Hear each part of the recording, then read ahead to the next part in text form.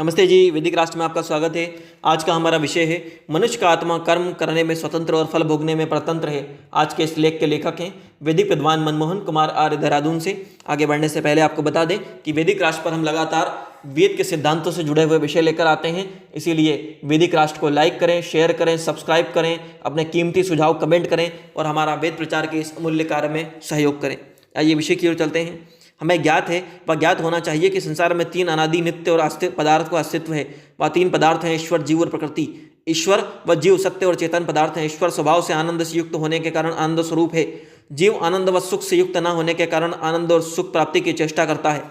ईश्वर और जीव को सुख व आनंद देने में सहायक होता है। जीवों को सुख आदि देने के लिए ईश्वर सृष्टि को रचा, उसका पालन करता है, जिसका सभी जीवों ने जन्म जन्मांतरों में सभी शुभ और अशुभ कर्मों का यथायोग्य दुखी और कर्मफल के रूप में प्राप्त उन्हें फल हो सके। परमात्मा ने यह सृष्टि और ब्रह्मांड को प्रकृति नामी अनादि पदार्थ से बनाया है। यदि यह तीन अनादि पदार्थ नित्य पदार्थ ना होते तो हम भी ना होते, ना ही ईश्वर होता, ना ही संसार ब्रह्मांड होता। इस ब्रह्मांड में ईश्वर एकमात्र सत्ता है। संसार में दूसरा तीसरा कोई इसके समान सत्ता नहीं है। जीवात्माएं सब समान है, जो अपने पूर्वजन्म के कर्मों के अनुसार भिन्न भिन्न योनियों में जन्म लेकर पूर्वकृत कर्मों सुख और दुख रूपी फलों का भोग करती है। परमात्मा इनको भोग का फल प्रदान कर रहा है। संसार में जीव की संख्या अनंत है। इनकी संख्या इतनी अधिक है कि गणित से कोई नहीं जाना जा सकता इनको, परंतु ईश्वर के ना ज्ञान में जीवों की यह संख्या अनंत होते हुए भी सीमित ही मानी गई है। इस प्रकार के संसार से ईश्वर से रचित यह संसार अस्तित्व में आकर जीवों के कर्म फल के लिए चलता है। अनादिकाल से यह चला आ रहा है, अनंत काल तक इसी प्रकार से चलता रहेगा। सृष्टि की उत्पत्ति, स्थिति और प्रलय के परमात्मा के अनुसार होती है। इस सृष्टि की आयु एक सृष्टि की 4 अरब 32 करोड़ वर्ष होती है। इसे ईश्वर का एक दिन कहा जाता है। इतनी ही बड़ी रात्रि होती है। यह दोनों मिलाकर 8 अरब 64 करोड़ वर्ष का एक दिन होता है। इस सृष्टि के कल्प में 1 अरब 96 करोड़ वर्षों का भोग हो चुका है। शेष काल का भोग अभी होना बाकी है। इससे ज्ञात होता है कि अभी यह सृष्टि अपनी 4 अरब 32 करोड़ वर्ष की आयु को प्राप्त कर प्रलय को प्राप्त होगी। ईश्वर के सत्य स्वरूप को जानना प्रत्येक मनुष्य के लिए आवश्यक और अनिवार्य है, अन्यथा मनुष्य का जीवन सार्थक नहीं होता। ऋषि दयानंद ने ईश्वर प्रदत्त वेद ज्ञान के आधार पर बताया है कि ईश्वर सच्चिदानंद स्वरूप, निराकार, सर्वशक्तिमान, न्यायकारी, दयालु, अजन्मा, अनंत, निर्विकार, अनादि, अनुपम, सर्वधार, सर्वेश्वर, सर्वव्यापक, सर्वंतर्यामी, अजर, अमर, अभय, नित्य, पवित्र सृष्टि करता है।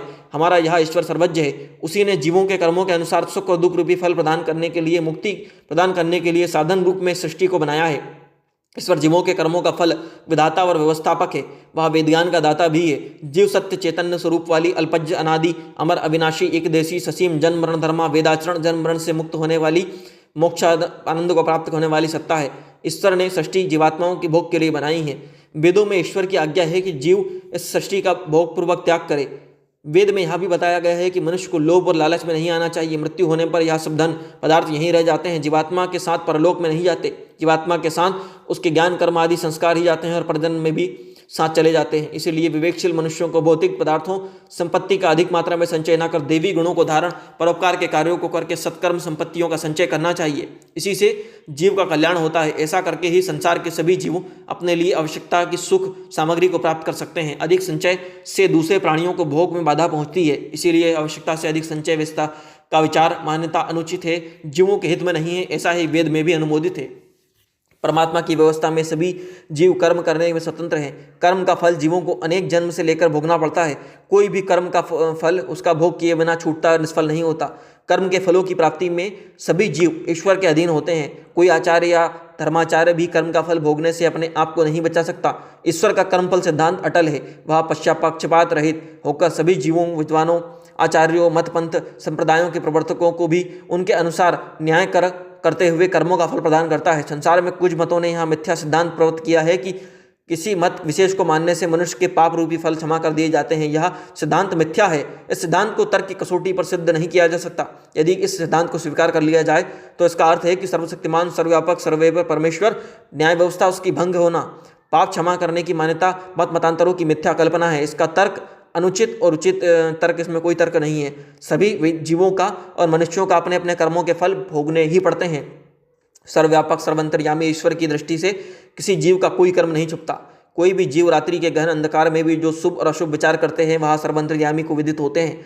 अतः ईश्वर जीवों को उनके कर्मों के फल देने में किसी प्रकार की बाधा उत्पन्न नहीं होती। ऋषि दयानंद ने सत्यार्थ प्रकाश ग्रंथ में तर्क और युक्तियों से कर्म फल को भोग ईश्वर द्वारा पाप क्षमा न करने के सिद्धांत को पुष्ट किया है। सत्यार्थ प्रकाश का अध्ययन कर कर्मफल भोग के सिद्धांत को समझा जा सकता है। कि सभी जीव अपने अपने कर्मों का फल भोगने के लिए ईश्वर की व्यवस्था से स्वतंत्र हैं।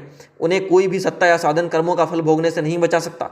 शुभ व पुण्य कर्मों का फल सुख और अशुभ पाप कर्मों का फल दुख सभी मनुष्यों को भोगना पड़ता है। अतः सभी मनुष्यों को वेद और सत्यार्थ प्रकाश आदि वैदिक साहित्य का अध्ययन करना चाहिए। भविष्य तथा जन्म जन्मांतर में उन्हें किसी प्रकार के दुख ना हो, इसके लिए वेद विहित शुभ कर्मों का आश्रय लेने के साथ ही वेद निषिद्ध अशुभ कर्मों का सर्वथा त्याग कर देना चाहिए। ऐसा करके ही जीव की उन्नति होकर उसे सुख और आनंद की प्राप्ति हो सकती है। संसार में हम मनुष्य इतर योनियों में भी जीवों को दुख भोगते हुए देखते हैं। उनमें से अनेक दुखों का कारण पूर्व जन्म में किए हुए कर्म होते हैं। पूर्व जन्म के कर्मों के कारण ही मनुष्य को नाना प्रकार की योनियों में से एक योनि से जाति कहा जाता है परमात्मा से प्राप्त होती है। आयु सहित दुख और सुख भी पूर्व जन्मों के अभुक्त कर्मों के कारण परमात्मा द्वारा प्रदान किए जाते हैं। मनुष्य स्वयं विचार कर अथवा शास्त्रों का अध्ययन कर इन सिद्धांतों को समझ सकते हैं। हमारे इस संसार का अस्तित्व परमात्मा के कारण है। परमात्मा ने ही इस जगत को बनाया है। यह संसार ईश्वर की कृति है, उसके अस्तित्व होने का साक्षात प्रमाण है। संसार में यह सिद्धांत भी प्रवृत्त है कि रचना को देखकर रचयिता का ज्ञान होता है। अतः मनुष्य निर्मित कोई भी रचना देखने से हमें विदित होता है कि मनुष्य ने बनाई है, मनुष्यों के द्वारा किसी उद्योग ने बनाई है। यदि मनुष्य ना होते तो मनुष्यकृत रचनाएं भी ना होती। इसी प्रकार से यदि इस सृष्टि के भिन्न भिन्न सूर्य चंद्रमा ग्रह उपग्रह पृथ्वी अग्नि जल वायु आकाश अन्न औषधि प्राणी सभी को ईश्वर ने बनाया है। ईश्वर के ही इसीलिए बने हुए हैं। यदि वह ना होता ईश्वर तो ना बनते। यह सृष्टि और पदार्थ किसी अन्य सत्ता द्वारा बनाए ही नहीं जा सकते। इसीलिए ईश्वर का अस्तित्व यथार्थ और सिद्ध है। मनुष्य योनि व अन्य प्राणी योनियां सर्वत्र सब प्राणियों को सुख और दुख से युक्त देखते हैं। इसीलिए भी ईश्वर व उसकी व्यवस्था का ज्ञान होता है। यजुर्वेद में कहा गया है कि मनुष्य को वेद विहित शुभ कर्मों को करते हुए 100 व कुछ अधिक वर्ष जीने की इच्छा करनी चाहिए। कर्मफल सिद्धांत पर एक संस्कृत श्लोक के अवश्य प्रकाश पड़ता है। इस श्लोक में कुछ शब्द इस प्रकार हैं। कहा गया है कि जो मनुष्य को अपने किए हुए शुभ और अशुभ कर्मों के फल अवश्य ही भोगने पड़ते हैं। अवश्य में भोक्तव्यम कृतम कर्मम शुभाशुभम। यह सिद्धांत विचार व चिंतन करने के लिए सत्य सिद्ध होता है। सत्यार्थ प्रकाश में ऋषि दयानंद ने इस सिद्धांत को विषय को चिंतन प्रस्तुत किया है। उसमें भी इस सिद्धांत की पुष्टि होती है। हम जीव हैं, अनादि और नित्य सत्ता हैं। हम जन्म और मरण धर्मा हैं। हमारी आत्मा का जन्म और मरण होता है। मरण के बाद पुनर्जन्म भी होता है। जन्म से पूर्व मरण होता है। इस व्यवस्थाओं को ईश्वर भली प्रकार से क्रियान्वित करते हैं। जीव कर्म करने में स्वतंत्र है। ईश्वर जीव के किसी भी कर्म को करने में नहीं रोकते। हाँ, वह आत्मा में प्रेरणा अवश्य देते हैं अशुभ कर्मों को ना करने के लिए, शुभ कर्मों को करने के लिए। हम जो भी कर्म करते हैं उस फल हमें अवश्य ही भोगना पड़ता है उसका। इससे हम और कोई जीव बच नहीं सकता। इस सिद्धांत को जो भी समझेंगे तो हमें अवश्य इस जन्म और परजन्म में भी लाभ होगा। इसीलिए हमने इस सिद्धांत को इस लेख में प्रस्तुत किया है। सब मनुष्यों की उन्नति के लिए वैदिक धर्म की शरण में आना चाहिए, सत्यार्थ प्रकाश का अध्ययन करना चाहिए। इससे वैदिक धर्म और पालन का मार्ग प्रशस्त होता है। ओम। प्रस्तुत लेख के लेखक हैं वैदिक विद्वान मनमोहन कुमार आर्य, देहरादून से।